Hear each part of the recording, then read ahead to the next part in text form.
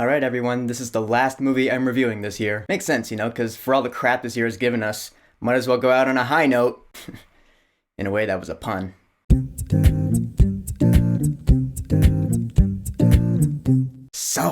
Soul is Pixar's second movie this year, after Onward, which I thought, it was alright. Soul was gonna come out in theaters, I think in June, but then the pandemic happened, so it got pushed to Disney+. So in Soul, we have Joe Gardner, voiced by Jamie Foxx. He's a jazz pianist living in New York City, but he's stuck teaching middle school band because, as they say, those who can, do. Those who can't, teach. Only thing is, this guy really can. He books a gig playing in a really good jazz quartet when all of a sudden he falls down a manhole and almost dies. He goes into a coma. He wakes up in this other world called the Great Before, which is where souls go to get their personalities before they're born on Earth. And in this Great Before, Joe meets another soul, numbered 22, who really has no interest in going to Earth, and so together they go on their adventure. And yeah, this movie is pretty darn good. At this point, it's been a few days since it came out. I've watched it 3 times already. And I'm glad this movie was so good, because after Onward, which again I just thought was alright, I was like, okay, I'm pretty sure Soul is going to be the one that really hits this year from Pixar. Kind of like Coco after Cars 3. First off, I love these two characters, Joe and 22. Their chemistry, of course, is really good. 22 is voiced by Tina Fey, who, after watching this movie, I was like, oh yeah, that was perfect casting. And 22 is great, because she's really funny. Her witty quips that she spits out, a lot of them have me laughing out loud. And plus, you do kind of see where she's coming from. Because again, she really has no interest in being on Earth and living. That line you saw in the trailer where she's like, you can't crush a soul here in this world.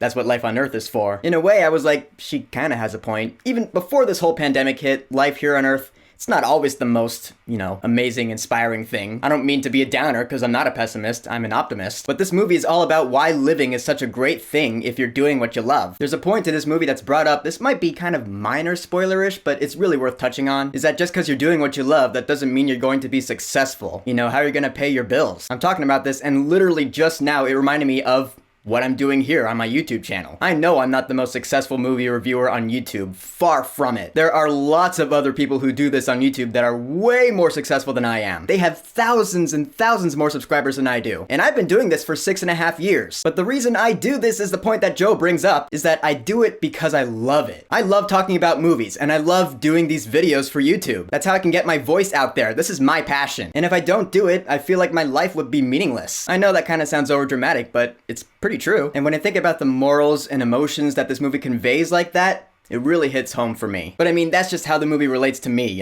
How's everything else about it? Like the animation and the story and the music and all that. Well, it's pretty awesome. The animation, I don't want to be like a broken record, because every Disney animated movie or Pixar movie that's come out in the past couple of years, I've been like, oh yeah, the animation is always just the best. But I'm just saying, the animation in this movie is just next level. There's a scene early in this movie, everyone who's watched it is gonna know what I'm talking about, where you see Dorothea Williams playing the saxophone, and the shot is her, and it goes to her saxophone, and I'm watching it like, that's a real saxophone. I've been around saxophones. I know what they look like, and I know what they sound like, and that looks as real as any saxophone I've ever seen. Just beautiful. And of course, the level of detail in New York City is just amazing. But then also in The Great Before, the animation there is really cool too. You have these counselors, like these beings, like these fifth dimensional beings from Interstellar or something. Their animation style is so unique, I love it. You can tell a lot of thought went into these designs because they're simple and yet complex. They're simple designs and complex animation at the same time. As far as animated movies go, it's like nothing I've ever seen before. And I don't say that lightly, because I've seen a lot in animation. And of course, another cool thing about this Great Before is that it explains things about people's personalities in a way that makes you go like, oh, that's so clever, that makes so much sense. It's a lot like Inside Out, where you have this world in the mind that explains people's personalities, and again, you're like, oh, that's so clever, that makes so much sense. Same exact thing here in the movie Soul. And along with the great moral themes and the awesome animation, this movie is also really funny. Not just from the witty quips that 22 spits out, but mostly from all the smash cuts. For those of you who don't know what a smash cut is, it's basically when you have a scene, something's happening, and then in the middle of the scene, it'll quickly cut to something else for like comedic effect, like Family Guy does it a lot, and then it'll go back to the scene at hand. That's called a smash cut. Soul has a lot of smash cuts, and they made me laugh every time. They're really funny, they're really well timed. The comedic timing in this movie overall is just on point. I only have a couple of minor complaints in this movie. They're really just nitpicks. One is that the movie overall is formulaic. It's predictable. Or at least it was to me, and I guess that's my own fault after having watched so many movies, a lot of animated ones in particular. Disney animated movies and Pixar movies tend to follow the same formula story-wise, but really that was only a problem the first time I watched it. Second time I watched it, it wasn't as much of a problem, and third time I watched it, it didn't bother me at all. In fact, this movie gets better and better the more times you watch it, or at least that's my experience. My only other little nitpick is that the ending is kind of abrupt. Like, the movie ends, it's all wrapped up,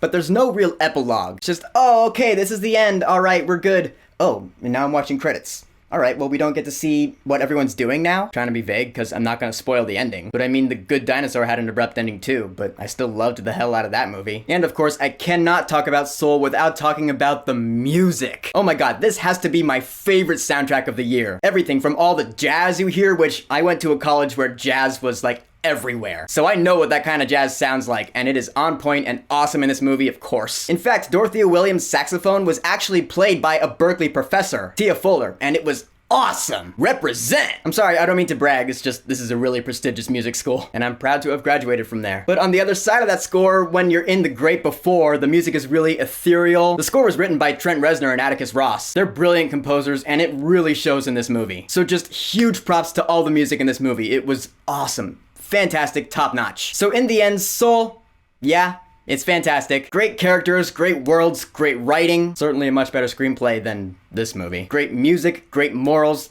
great everything. I love this movie. I can't wait to watch it for a fourth time. If you haven't watched it yet, you're doing yourself a huge disservice. So Soul, have you watched it yet? What did you think about it? How does it rank in your Pixar hierarchy? What do you think of it compared to Onward? And what's your favorite kind of music? I'm curious. Me? Well, this should come as no surprise, but I love soundtracks, but I also love classic rock. Those are my two favorite genres. But whatever you think, go ahead and leave a comment.